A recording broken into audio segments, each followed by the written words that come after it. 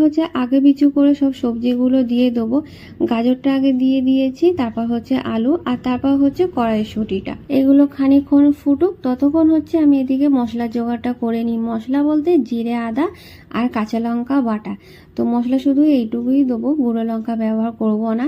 আর একটু ভাতের মধ্যে নুনটা দিয়ে দিলাম, সরি ভাত না, ডালিয়ার মধ্যে একটু নুনটা দিয়ে দিলাম। আর এদিকে হচ্ছে ফুলকপিটা হালকা করে ভেজে নিচ্ছি। আর খিচুড়িটা ফুটে উঠলে তারপর হচ্ছে ফুলকপিটা দেবো, নাহলে গলে যাবে। আর ততক্ষণ হচ্ছে আমি এদিকে মশলাটা কষে নিই। আজকের এই রান্নাটা অনেক তাড়াতাড়ি বসিয়েছি, প্রায় 8টা নাগাদ, কারণ বাবা মাও খাবে।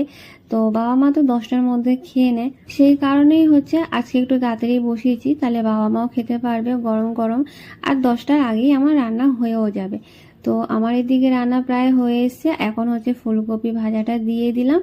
এদিকে হচ্ছে চিনি আর একটু ঘি, তবে আজকে গরম মশলাটা এখানে ব্যবহার করব না, গরম মশলা ছাড়াই করব।